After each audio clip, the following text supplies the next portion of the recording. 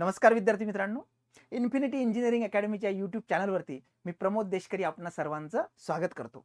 RTO AMVI याच्यामध्ये 2020 नंतर पहिल्यांदाच 460 प्लस जागांची जाहिरात लवकरच येणार आहे. एक ग्लॅमर आहे या पोस्टला, एक वर्दीची पोस्ट आहे आणि डिप्लोमा नंतर जर मिळवण्याची झाली तर ही एकमेव ज्याला म्हणतो आपण शासनामधली पोस्ट आहे. विद्यार्थी मित्रांनो, लक्षात घ्या, तयारी तुमची आजपासूनच असली पाहिजे. नक्कीच सुरुवातीपासून आपल्याला चांगल्या पद्धतीने प्रत्येक गोष्टीवरती मायक्रो ॲनालिसिस करून काम करावं लागेल, अभ्यास करावा लागेल, कारण कॉम्पिटिशनही त्या लेवलला नक्कीच जाणार आहे.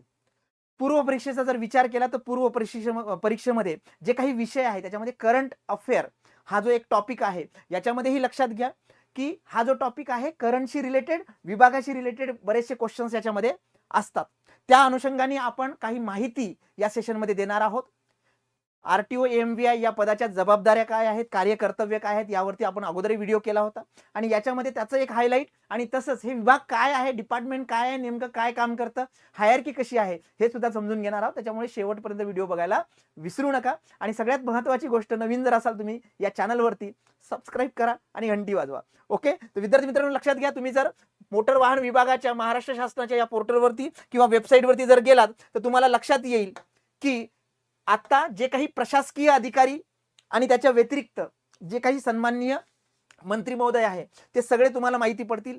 हे खूप महत्त्वाचं आहे आपल्याला करंट अफेअरशी निगडीत आणि त्याच्या व्यतिरिक्त जे काही नवीन अपडेट या विभागाशी रिलेटेड आहे. फॉर एक्झाम्पल, आपल्याला माहिती आहे की नव्याने HSRPच्या नंबर प्लेट्स आहेत, ह्या आपल्याला नवीन लावून घ्यायच्या आहेत, त्याचे सगळे अपडेट्स वगैरे आहेत, हे सगळं त्यांच्या वेबसाईटवरती आपल्याला बघायला मिळेल. ओके, आता विद्यार्थी मित्रांनो लक्षात घ्या, सगळ्यात महत्त्वाचं की मुंबईला जे मुख्य कार्यालय आहे मोटार वाहन विभागाचं, तिथे ट्रान्सपोर्ट कमिशनर हे बसतात. महाराष्ट्रामध्ये आपल्याला माहिती आहे विभागीय रचना आहे, याच्यामध्ये 24 रिजनल ट्रान्सपोर्ट ऑफिसेस आहेत, म्हणजे ज्याला आपण प्रादेशिक परिवहन कार्यालय म्हणतो. या कार्यालयाचे जे प्रमुख असतात रिजनल ट्रान्सपोर्ट ऑफिसर म्हणजेच प्रादेशिक परिवहन अधिकारी, हे त्या कार्यालयाचे मुख्य असतात. असे 24 कार्यालय महाराष्ट्रामध्ये आहे प्रादेशिक कार्यालय. त्याच्या व्यतिरिक्त 34 जे आहे हे उपप्रादेशिक परिवहन कार्यालय आहे, म्हणजे सब रिजनल ट्रान्सपोर्ट ऑफिसेस आहेत. आणि इथले जे प्रमुख असतात ते डेप्युटी असतात तिथले, बरोबर आहे. तर हे जे 34 कार्यालय आहेत, ज्याला आपण स्पेसिफिकली म्हणूया की उपप्रादेशिक परिवहन कार्यालय, आणि याचे जे प्रमुख असतात ते काय असतात, उपप्रादेशिक परिवहन अधिकारी, बरोबर आहे. तर विद्यार्थी मित्रांनो, या लेवलला ज्याला म्हणतो आपण की विभागीय कार्यालय आहेत आणि त्यानंतर तिथे वेगवेगळे अधिकारी, कारण हे जे आता मी तुम्हाला सांगितलं तिथले ते मुख्य अधिकारी आहेत आणि त्याच्या खाली ही हायरार्की येते. आपल्या RTO AMVI असेल किंवा परिवहन जे ज्याला म्हणतो आपण विभाग आहे त्याचे शिपाईपर्यंत हे सगळं येतं. ओके, त्याच्या व्यतिरिक्त 22 असे ज्याला म्हणतो आपण की चेकपोस्ट आहेत, जे सीमा नाके आहेत. असे 22 नाके आहेत जे काय करतात की महाराष्ट्रामधलं आणि बाजूच्या ॲडजसंट स्टेटमधलं किंवा राज्यामधलं जे परिवहन आहे याला सुरळीत ठेवण्याचं काम करतं. तिथे चेकपोस्ट म्हणजे डेफिनेटली तिथे जे काही पर्टिक्युलर तपासणी आहे या सगळ्या तपासण्या इथे होतात आणि हे काम सुद्धा त्या विभागाच्याच अंडर येतं. म्हणजे 24 परत 34 आणि हे 22 सीमा तपासणी नाके, असा हा मोठा भाग आहे. आता आपल्याला माहिती आहे की महाराष्ट्रामध्ये जे काही विभाग आहे या प्रत्येक विभागाला ज्याला आयुक्त कार्यालय आणि त्याच्या व्यतिरिक्त जी काही यंत्रणा आहे ती सगळी यंत्रणा दिलेली आहे. आपण जर बघायचं झालं तर कोकण विभागामध्ये बघा, मुंबईचे जे काही आपल्याला माहिती आहे की MH01 पासनं तर जे काही MH6 पर्यंत आहे त्याच्याशी निगडीत हे सगळे परिवहन कोकण विभागाच्या अंडर येतं. त्याच्या व्यतिरिक्त सिंधुदुर्ग, रत्नागिरी, नवी मुंबई, मीरा भाईंदर ह्या ज्या आहेत ह्या सुद्धा ह्या ॲडिशनल आता लेटेस्टमध्ये आलेल्या ज्या काही पर्टिक्युलर ज्याला म्हणतो विभाग आहे तर हे याच्यामध्ये ॲड ऑन झालेले आहेत. पुणेमध्ये सुद्धा एक साधारणतः 11 विभाग आहेत बघा मिळून. पुणे, PCMC, सातारा, सोलापूर, कोल्हापूर, इचलकरंजी, कराड, अकलूज, बारामती, सांगली, फलटण, याच्यामध्ये सगळ्या जे काही विभागवार रचना आहेत तर त्या सगळ्या विभागवार रचनामध्ये तिथे हायरार्की, युनिफॉर्मिटी आहे आणि तिथे हे जे RTO AMVI आहे हे कार्यरत असतात. असेच बाकीचेही जे काही पर्टिक्युलर विभाग आहे, नाशिक विभाग असेल, त्यानंतर छत्रपती संभाजीनगर विभाग असेल, असे विभाग जे आहेत, या विभागामध्ये विविध पर्टिक्युलर ज्याला म्हणतो विभागीय कार्यालय हे आता होत आहेत आणि नव्याने परत ॲडिशनल होत आहे. तुम्ही जर बघितलं असेल तर याच्यामध्ये आता मी जे याचा उल्लेख केला तर बेसिकली याच्यामध्ये आता बघा इचलकरंजी 51 आहे किंवा अकलूज आहे, ह्या ज्या आहेत ह्या पर्टिक्युलर फलटण आहे, हे ॲडिशनल आता नव्याने तयार झालेले काही विभाग याच्यामध्ये आढळून येतात. सगळ्यात महत्त्वाचं की आरटीओ एमव्हीआय या पदासाठी जे विद्यार्थी पात्र होतात आणि विभागामध्ये रुजू होतात त्यांचं कामाचं स्वरूप काय आहे. तर कामाचं स्वरूप तुमच्या ऑफिसवरती सुद्धा डिपेंड करतं की कुठे पर्टिक्युलर तुमची पोस्टिंग आहे, ऑफिशियल जॉब आहे, साईट पार्ट आहे. तर हे सुद्धा लक्षात घ्या विद्यार्थी मित्रांनो. सहाय्यक मोटर वाहन निरीक्षकच्या मेन जबाबदाऱ्या आपण जर बायफर्केट केल्या तर व्हेकल इन्स्पेक्शन हा महत्त्वाचा पार्ट येतो. त्याच्यामध्ये मग तुमचं फिटनेस चेकिंग असेल किंवा रिन्युएशन असेल, लायसन्स रिन्युएशन, किंवा एखाद्या पर्टिक्युलर वाहनामध्ये जर बदल केलेला असेल, आपल्याला माहिती आहे मधल्या काळामध्ये सीएनजी वगैरे जे काही पेट्रोल टू सीएनजी, तर असे जे बदल केलेले आहेत ते नियमानुसार आहेत का हे सुद्धा पाहणे. त्यानंतर ज्या काही ट्रान्सपोर्ट, मग ते पब्लिक ट्रान्सपोर्ट असो किंवा गुड्स ट्रान्सपोर्ट असो, याच्यामध्ये जे काही वाहनं यूज होतात याची नियमित तपासणी किंवा इन्स्पेक्शन जे आहे हा त्याचा ज्याला म्हणतो आपण part and parcel of that particular duty. Okay. त्यानंतर लायसन्सशी रिलेटेड खूप साऱ्या ड्युटीज त्याच्यामध्ये समाविष्ट आहेत.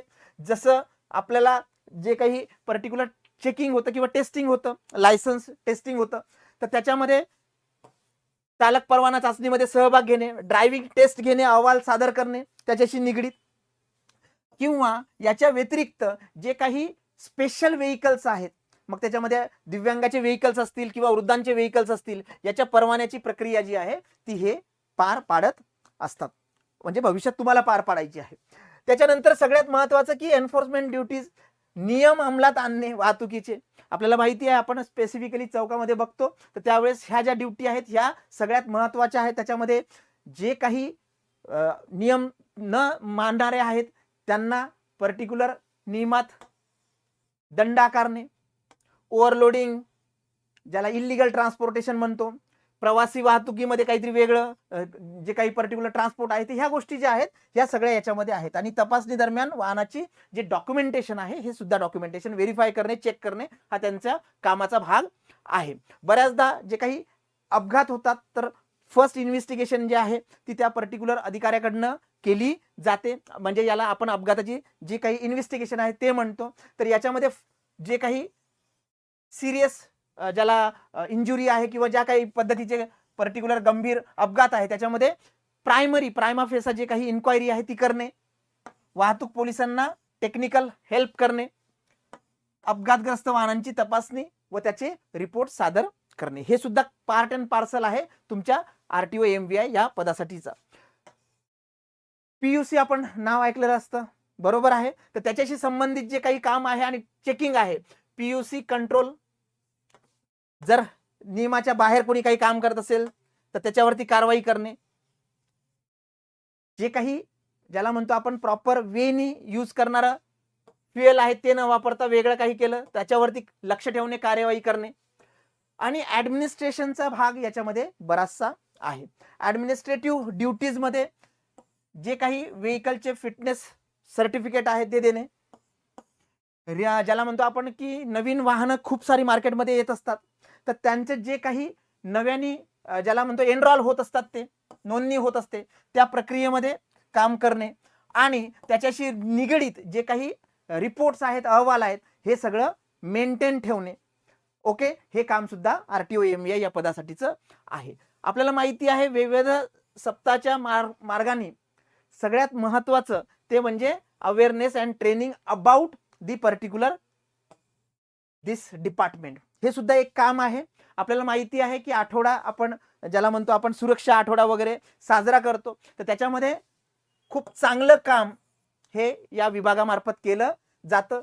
स्कूल जे विद्यार्थी आहेत त्यांना सगळे वाहतुकीचे नियम समजून सांगणे, त्याबद्दल मार्गदर्शन करणे, सेमिनार घेणे, वाहन चालक प्रशिक्षण केंद्राशी ज्याला म्हणतो आपण समन्वय, कोऑर्डिनेशन करणे आणि ह्या प्रकारचे जे काही सुरक्षित ज्याला म्हणतो ड्रायव्हिंग, हेल्मेट, सीट बेल्ट याच्याशी रिलेटेड अवेअरनेस आणणे हे सुद्धा कामाचं स्वरूप आहे. म्हणजे व्हेरायटी ऑफ काम त्या पर्टिक्युलर पोस्टचं आहे आणि खूप ज्याला म्हणतो आपण की मेहनतीचं काम आहे, दिसतं तसं नाही. तर विद्यार्थी मित्रांनो, नक्कीच या विभागाबद्दल आपल्याला कुतूहल असतंच. त्या विभागामध्ये गेल्यानंतर या सगळ्या गोष्टी आपल्याला माहीत होणारच असतात, पण तरीही एक ओव्हरव्ह्यू आपण घेतला की हायरार्की काय आहे आणि त्याच्या व्यतिरिक्त जबाबदाऱ्या काय आहेत. नक्कीच तुम्हाला हा व्हिडिओ जर आवडला तर तुमच्या मित्रापर्यंत नक्की शेअर करा.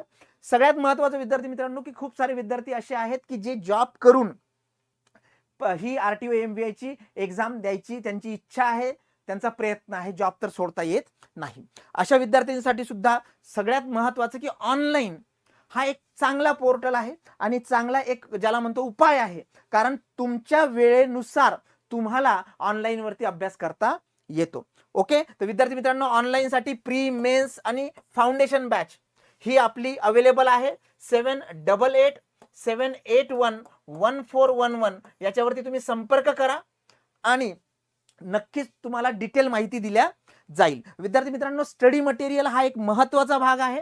इन्फिनिटी अकॅडमीचं स्टडी मटेरियल एक बेस्ट स्टडी मटेरियल आहे, कारण ते त्या लेवलला तयार केलेलं आहे. याच्यामध्ये जसं मी नेहमी सांगतो की आयोग दोन गोष्टी देतं, सिलेबस आणि PYQ. तर PYQ आपल्याला इथे रेडीमेड आहेत. प्रिलिम्सचे सगळे PYQ विथ एक्सप्लेनेशन याचं एक वेगळं बुक आहे आणि मेन्सचं जे वेगळं बुक आहे याचं सुद्धा पर्टिक्युलर आपल्या वेबसाईटवरती अवेलेबल आहे. ओके, तर याच्यामध्ये 1998 पासून तर आतापर्यंत ज्या काही एक्झाम झाल्यात त्या सगळ्या एक्झामचे जे पेपर्स आहेत, क्वेश्चन पेपर्स विथ एक्सप्लेनेशन आहे. आता ही एक्झाम जी आहे ती गट क मध्ये मोडतीये, त्याच्यामुळे गट क च्या हिशोबाने सुद्धा याच्यामध्ये क्वेश्चन्स आहेत. आणि सगळ्यात महत्त्वाचं की प्री साठी उपयुक्त असं नोट्स, रेडीमेड नोट्स आपल्या यशाची गुरुकिल्ली आता हे अवेलेबल झालेलं आहे आपल्या इन्फिनिटी अकॅडमीच्या वेबसाईटवरती. ओके, त्याच्या व्यतिरिक्त तुम्हाला हे पुणे, नाशिक आणि नागपूरच्या आमच्या ऑफिसवरती सुद्धा अवेलेबल होईल. एक खूप चांगलं ज्याला म्हणतो कॉम्प्रिहेन्सिव्ह नोट्स, ह्या नोट्स लेटेस्ट एडिशन आहे 2026च्या. याच्यामध्ये इतिहास, भूगोल, अर्थव्यवस्था, राज्यशास्त्र असेल, सायन्स असेल, करंट अफेअर्स असेल, हे सगळे पॉईंट्स, मॅथमॅटिक्स, रिझनिंग हे सगळे दिलेले आहेत. त्याच्या व्यतिरिक्त याच्यामध्ये कंबाईन B आणि C च्या आधारावरती जे काही स्टडी मटेरियल लागतं, खऱ्या अर्थाने हे बेस्ट स्टडी मटेरियल आहे. याच्यासाठी सुद्धा तुम्ही आमच्या वेबसाईटवरती जाऊन हे बुक ऑर्डर करू शकता. ओके विद्यार्थी मित्रांनो, मेन्स साठी हा 3 बुकचा सेट आहे, ज्याच्यामध्ये तुम्हाला 15ही तुमचे टेक्निकलचे सब्जेक्ट एकदम व्यवस्थित कव्हर होतील. याच्यामध्ये कॉम्प्रिहेन्सिव्ह नोट्स तर आहेच आहे, पण PYQ MCQ जे आहेत ते MCQ पण याच्यामध्ये दिलेले आहेत. ओके, आणि आपला युनिक प्रॉडक्ट तो म्हणजे फॉर्म्युला शीट. लक्षात घ्या विद्यार्थी मित्रांनो, बेस्ट स्टडी मटेरियल आहे. हे सगळं स्टडी मटेरियल अवेलेबल आहे आपल्या वेबसाईटवरती. पुणे येथल्या मानकरवाडा, पत्र मारुती चौक, नारायणपेठ येथल्या ऑफिसमध्ये आणि नाशिकला उपाध्ये चेंबर, अशोक स्तंभ इथे तुम्ही जाऊन स्वतः हे परचेस करू शकता. विद्यार्थी मित्रांनो, जर तुम्हाला अजून माहिती हवी असेल तर जो IVR नंबर दिलेला आहे याच्यावरती संपर्क करा आणि स्टे ट्यून विथ अस. अशाच प्रकारचे इन्फॉर्मेटिव्ह व्हिडिओ आम्ही तुमच्यापर्यंत नक्की आणू. Thank you so much.